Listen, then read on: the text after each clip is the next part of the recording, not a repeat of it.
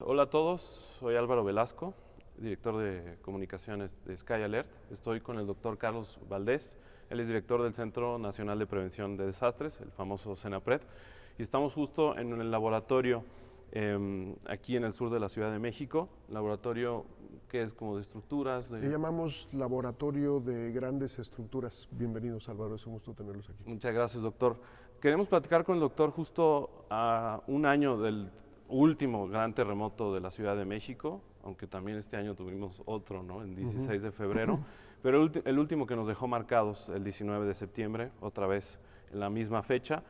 Y empezando por ahí, obviamente en Sky Alert también hemos dicho desde siempre que es una terrible coincidencia, pero al fin y al cabo es una coincidencia. Sí, es importante reflexionar acerca de una frase que dice que la naturaleza es tan sabia que si no hemos aprendido la lección, nos la repite. Y para que no se nos olvidara o nos confundiéramos, nos lo repite el 19 de septiembre y nos lo repite unas cuantas horas después de este simulacro. Por lo cual, lo que nosotros debemos de entender es que en cualquier momento en este gran país puede ocurrir un sismo y que lo que mejor debemos de hacer es estar prevenidos y preparados, que nadie puede anticipar un sismo, nadie lo puede predecir, y es la parte de la prevención, ¿no? La parte del uso de estos sistemas de aviso que tenemos ahora y que es un gran beneficio para la población y que finalmente los hemos aprendido. Pero para hacer el buen uso de ellos, pues lo que necesitamos es entender y llevar a cabo simulacros, ¿no? Será la forma de hacernos expertos. Claro. Entonces, para ustedes en CENAPRED, en lo personal, ¿piensan que la manera correcta de no olvidar todas estas medidas de prevención es a través de simulacros? Es correcto, porque el simulacro lo que hace es crear conciencia y validar que vivimos, si hablamos específicamente del caso de sismos, que vivimos en un país sísmicamente activo. Cuando solo estábamos en la condición de llevar a cabo un simulacro cada 19 de septiembre, cuando pasa un año ya se nos olvidó y lo que uno necesita hacer es revisar ese simulacro, pero además lo hacíamos de una manera institucional. ¿Por qué entonces debemos de llevar a cabo simulacros y evaluaciones? Porque lo debemos de ir haciendo cada vez más complejo. ¿Qué sería complejo? En la noche con la familia y apago la luz para darme cuenta, porque son condiciones reales. Si se pierde la energía eléctrica no vamos a poder tan fácilmente, y entonces lo primero que debemos recordar es necesito tener una linterna y que funcione con las baterías adecuadas, y necesito saber cómo salir, la mochila. Otro simulacro, ¿qué haría yo si está lloviendo? Por eso decimos en la mochila, uno de los elementos en la mochila de emergencia también debería de ser un impermeable, ¿no? Si está la lluvia todo lo que da y está temblando, lo hemos considerado. Entonces, Sí. todo este tipo de Sobre todo en condiciones, septiembre, ¿no, doctor? Estamos en septiembre, se conjunta, lo vivimos, no solo estaban los dos sismos en el periodo de un mes, sino 7 sistemas, ciclones, huracanes el año pasado. De verdad fue un reto para el país, y el aprenderlo entonces es no olvidarlo. Yo sé que el ser humano tiende a tratar de olvidar las experiencias que no son agradables, y eso es muy entendible, pero para que no se repitan y sean desagradables, lo que tenemos que hacer es fortalecernos a través de llevar a cabo estos simulacros con los niños, hablar con la familia, porque todavía hay temor, ¿no? Asumimos, ya pasó el sismo, ya pasó un año, y pensamos que todo mundo no tiene temor. No, hay todavía mucho temor, sobre todo con los niños y las niñas. ¿Cómo les fue en la escuela? ¿No? Hay algunos que probablemente todavía tengan temor, de alguna forma escuchan algún ruido, escuchan algo como que truena y piensan que se está realizando un sismo. En la aplicación de Sky Alert y en Epicenter, que es para edificios y escuelas, tenemos esa parte de simulacros manuales que incentivan ese tipo de medidas como las que estabas platicando. Pero de manera oficial, ¿no deberíamos de tener más simulacros anuales? Sí se debería de hacer, pero somos una sociedad un poco extraña y peculiar. Cuando se hace algo obligatorio tendemos a no querer llevarlo a cabo. La propuesta aquí es, a ver, todo el mundo cumple años, ¿cierto? Y si somos una familia, pues no necesariamente todos se acumulan. Por ejemplo, mi hermano, toda su familia cumple en septiembre. Pero cuando celebramos un cumpleaños, que es una celebración de vida, aprovechar y decir, ¿por qué no repasamos? Claro. ¿Por qué no repasamos estas cosas? O alguien de ocurrencia, 5 minutos, ¿no? Podemos hacer lo que nosotros llamamos simulacros de gabinete. A ver, estamos sentados, ¿qué haríamos si empezaría a temblar? ¿Se acuerdan? Sí, está la mochila, sí hemos revisado, si repasamos brevemente lo que debería tener la mochila de emergencia, agua y alimentos como por 4 días, y alimentos en estas latas que se abren fácilmente. Debemos de tener un botiquín pequeño que debería de contener ese botiquín. A veces nos preguntan, deberíamos de tener, por ejemplo, algo de alcohol, gasas, algo para hacer un torniquete. Si a nosotros se nos ocurre, sabemos hacer un torniquete, pues lo hemos visto en muchas películas, pero un torniquete lo tendríamos que hacer, por ejemplo, con un paliacate y tener un palito, un lápiz o 2 lápices gruesos para poder amarrar y después girar. No sé, algunas curitas. El algodón no es muy útil. Sí sería útil el algodón con el alcohol para despertar a alguien que se haya desmayado por la condición, y eso ocurre, pero, no para curar pero otras cosas no sería fácil ni tenerlas ni saber cómo utilizarlas. Otro de los elementos importantes, un pequeño USB en donde tengamos escaneada todos los documentos, los importantes, ya sabemos, las credenciales, las actas de nacimiento, toda esta parte de la información, por supuesto una lámpara, una linterna con baterías que funcionen, un radio también de pilas, podemos tener un silbato. Si tenemos hijos pequeños, pedirle a ellos que guarden, por ejemplo, un juguete. ¿Por qué? Porque a la hora que estemos nosotros muy alterados, el juguete a ellos los va a tranquilizar. Otro de los elementos importantes, una fotografía de los miembros de la familia y de las mascotas. ¿Por qué? Porque si nos falta alguien, es más fácil mostrar la fotografía. Usted ha visto este perro, que estar describiendo un perro que dice, mueve la cola, negro, con orejas así. Estos elementos. Y que la gente, los que participamos en la familia, sepamos qué contiene. Y la revisión de los objetos, todos ya estamos seguros que los objetos dentro de la casa no se mueven, no se caen. Libreros, una de las condiciones que deberíamos de revisar, cuál es la ruta de salida, y que en la ruta de salida no vaya a haber, por ejemplo, un librero o un trinchador que se caiga y que nos bloquee, por ejemplo, la salida, ¿no? Justo a ese punto iba a decir, acabamos de hablar de medidas adentro, todo lo que podemos hacer como familia, incluso en oficinas, etcétera. Ahora la responsabilidad un poco ya como comunidad, y como comunidad pequeña, me estoy refiriendo a tu edificio. Si vives en una unidad habitacional, si vives determinados de 3 o más pisos, entonces, ¿en qué nos tenemos que fijar? ¿Qué tenemos que exigirle a los dueños y también a las autoridades sobre qué es necesario saber de nuestros edificios para estar un poco más seguros de que no se nos va a colapsar? Claro que sí, Álvaro. Lo primero que necesitamos saber es en qué zona sísmica estamos. Es muy curioso, todos sabemos nuestro código postal, pero la zona sísmica no. ¿Y por qué es importante? Esta gran ciudad y esta zona metropolitana está subdividida en 3 zonas sísmicas. La zona dura, en donde nos encontramos en el Pedregal, que se encuentra al poniente del periférico, una zona angosta de transición, llamamos transición porque era entre la zona dura y después la zona del lago, que es la zona blanda. Y en la zona blanda, que se conocen como zona sísmica 1, con número romano la dura, 2 transición y 3 la blanda, subdividida en A, B, C y D. En la zona blanda, permítanme utilizar una analogía, es el equivalente a tener una gelatina en una mesa.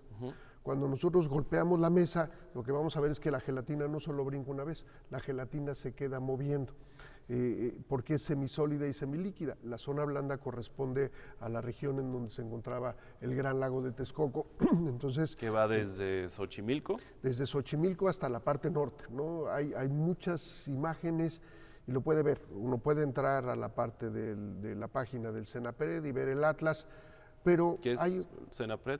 Es www.gov.mx/Senapred. Cambió con pero la otra parte, porque pues esto está muy complicado en los mapas, ¿cómo nos podemos dar cuenta en el lugar en el que estamos? Si volteamos a ver la calle, y a diferencia de este piso, que es un piso muy plano, lo vemos ondulado.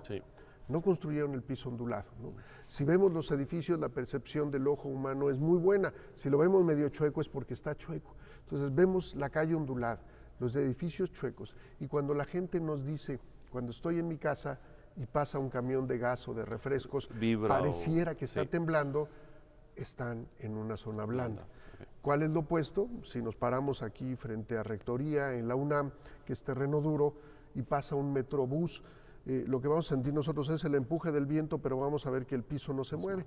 Si hacemos el mismo ejercicio y nos paramos frente a Bellas Artes, porque pasa ahí el trolebús en Bellas Artes, pasa el trolebús y el terreno se queda oscilando. Entonces estamos en un terreno blando y esto, la gente ya lo intuyó, va a amplificar las ondas sísmicas. Entonces necesitamos conocer. Y el otro punto, regresando a los edificios, yo necesito saber cuándo fue construido mi edificio. ¿Por qué es importante? ¿Por qué entra en los diferentes reglamentos de construcción que han existido? Los principales están 1957, 1979 y después 1986, un año después del sismo del 85. Si mi edificio fue construido a partir del 86, debe de tener la vigencia de este reglamento. Si fue construido antes, ¿qué es lo que tenemos que hacer? La ley no es retroactiva, la ley no me obliga a que lo tenga que modificar, pero ahí entra la responsabilidad nuestra. Yo reviso, veo el cuidado del edificio, este es un elemento muy importante. El cuidado del edificio no es solo pintarlo, el cuidado del edificio es revisar, sobre todo en los lugares en donde hay humedad, qué tanto la humedad ha alterado y ha lastimado las varillas, ¿no? Qué tanto se ha adentrado en la cimentación. Con eso estamos descartando si mi edificio aguantó el del 85 y el del 17, entonces ya va a aguantar el que sea. Sí, esta es una parte complicada porque nosotros utilizamos la palabra, el edificio quedó un poco resentido, ¿no? Y el resentido quiere decir que lo veo bien, pero que ya no se comporta igual. Claro. Y esta parte, la pregunta, tú lo dices muy bien, ¿cuántos sismos tendría que aguantar un edificio bien construido para que se vaya lastimando? Es lo que hacemos aquí, sometemos estos elementos a desplazamientos como sismos y podemos ver cómo se van marcando. Aquí atrás hay una columna con líneas rojas y azules. Cuando le estamos sometiendo a desplazamientos se va fracturando y lo vamos añadiendo. Ese es otro de los puntos. Yo necesito ahorita, cuando no hay un sismo, revisar mi edificio, revisar mi casa, revisarla por dentro, y si yo veo en una pared una pequeña grieta, la marco, le pongo con un lápiz delgado, no se va a notar, la grieta va yo ciudadano de aquí, yo ciudadano, la anoto de aquí, le pongo un paréntesis y le pongo la fecha, y le pongo, si la describo, hay el espesor, el grosor del tamaño de un cabello, ¿no? O si ya es del tamaño de la punta de un lápiz, o si es más grande va a ser evidente. ¿Por qué es importante esto? Si hago una revisión con cuidado. Si yo veo una pared en donde hay muchas grietas, pues es una pared que está sometida a esfuerzos. No quiere decir que esté mal, pero es un lugar en donde los esfuerzos se acumulan. Y cuando ocurre un sismo, regreso a estos puntos y veo, si marqué los dos paréntesis aquí y la grieta se mantiene, quiere decir que no hubo una alteración. Pero si yo había marcado los paréntesis y ahora la grieta está de este tamaño, me queda muy claro que el sismo tuvo un efecto.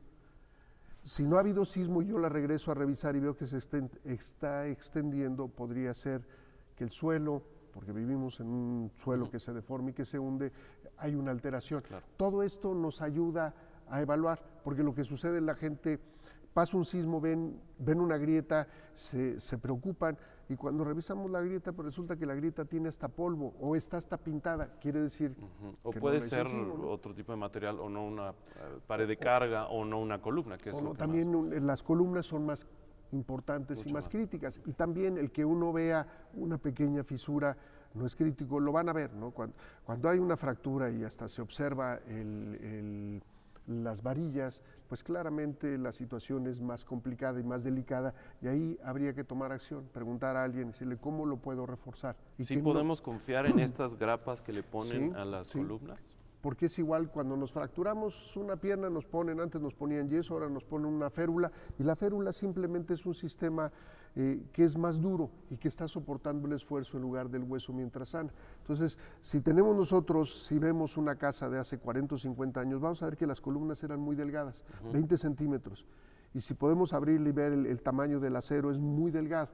Pero en cambio, si esta columna la refuerzo con ángulos de acero en las 4 esquinas y coloco soleras, lo que estoy haciendo es incrementar su capacidad de resistencia.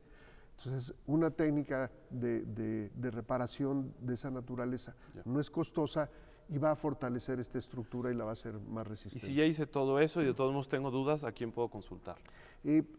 Podemos nosotros involucrar a un ingeniero, un arquitecto. Yo siento que hay el temor de la gente, dice, es que me van a decir que necesito pagar la mitad de la casa para reconstruirla. No, no, igual como los médicos.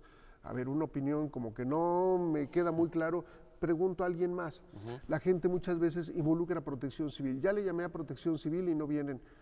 La responsabilidad de Protección Civil no necesariamente es ese ámbito. Durante el sismo sí había una actuación, pero el ir y ver una grieta, pues le van a decir, pues sí está la grieta, y no necesariamente le van a dar el remedio. Claro, porque no hay un escáner. Yo se los paso. ¿Qué sucede cuando se me detiene mi coche a la mitad del periférico? Pues yo no llamo a alguien de tránsito, sino busco una grúa y lo llevo a un taller y lo reparo. Es mi vehículo. Entonces, si es mi casa y quien conoce es un arquitecto o un ingeniero civil o un estructurista, el evaluar. Entonces, los dictámenes privados, individuales, sí son válidos para la ley actual. Sí, sí, y ya los que dictaminan y los famosos DROs, ahí entramos en otra condición.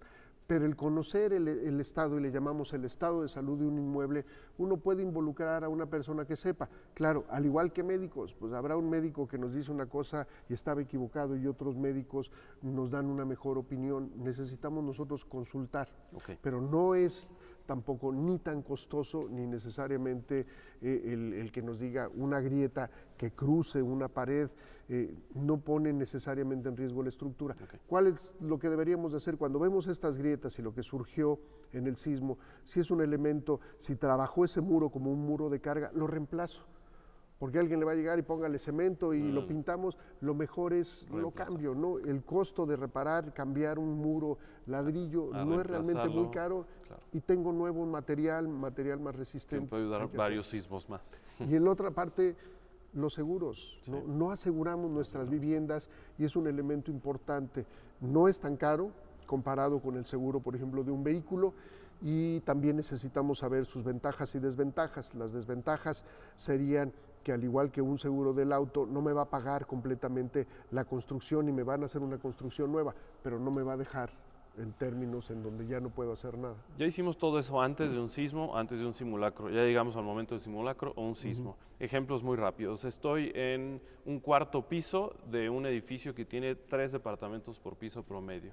¿Alcanzo a bajar sí o no?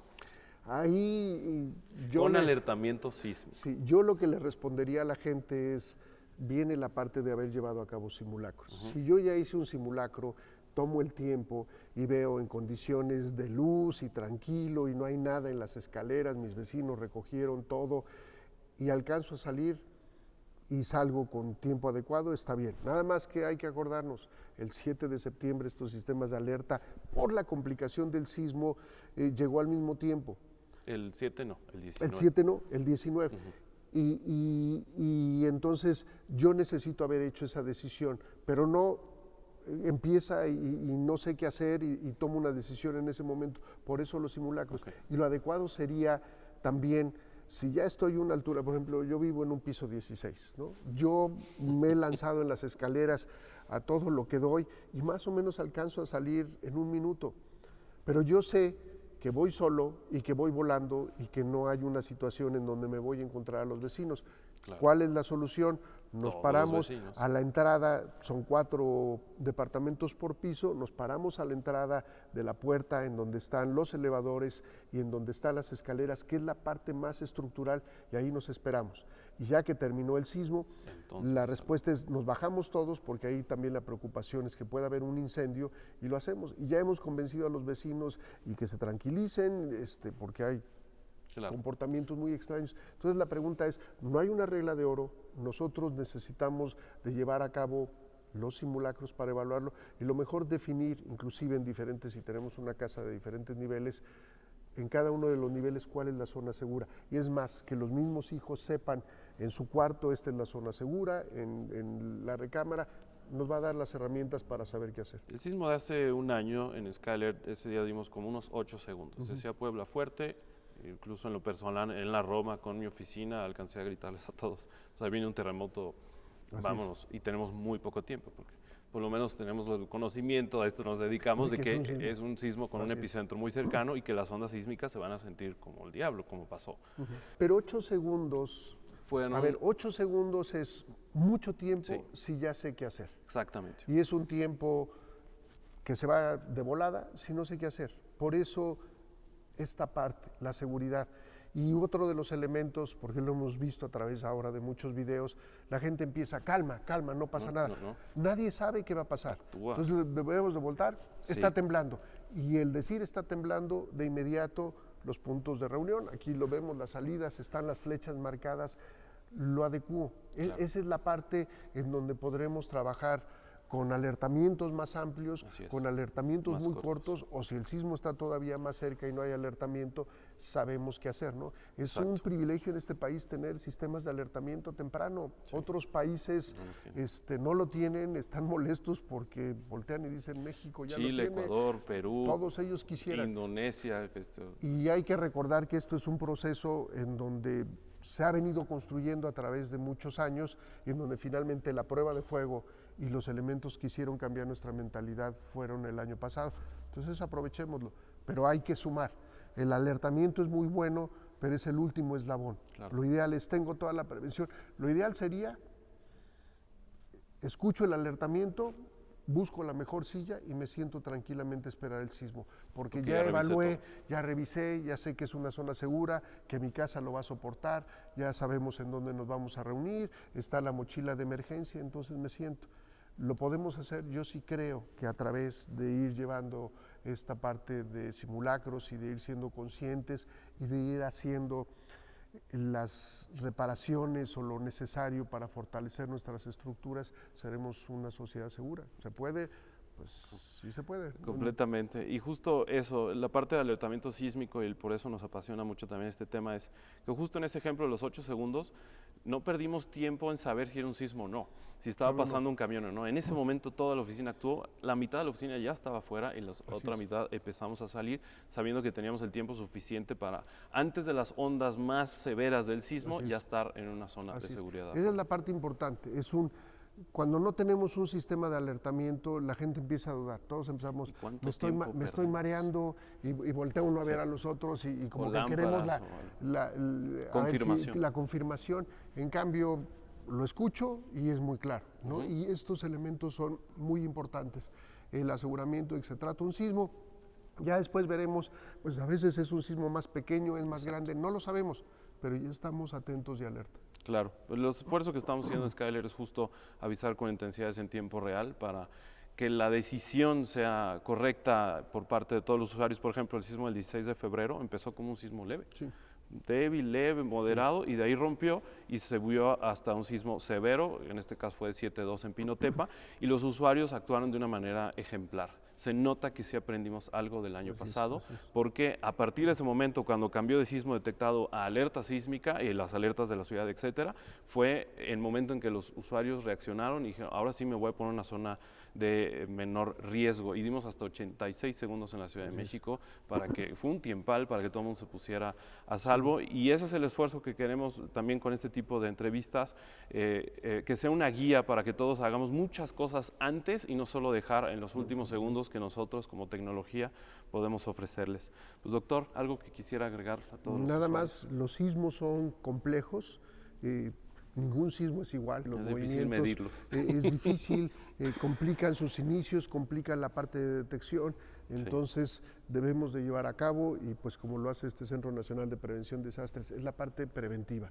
¿no? La parte preventiva le va a abonar y entonces el verdadero valor de estos sistemas de alertamiento va a estar ahí. Qué bueno que los tenemos, qué bueno que somos una sociedad que venimos aprendiendo, somos un ejemplo para nosotros mismos y otros países voltean a vernos, sigamos con eso. No vamos a hacer de este país un México seguro ante estos embates que son naturales y comunes. Es natural, es normal que tiemble. Lo que no debe ser ni normal ni natural es que se conviertan en desastres, y ahí sí podemos intervenir nosotros. Exacto. Así es que bienvenidos, qué gusto tenerlos aquí. Muchas gracias, doctor. Gracias a todos, y cualquier pregunta que tengan las podemos hacer llegar también al doctor a través de Twitter, y pronto estaremos con más temas para que todos sigamos con medidas de prevención.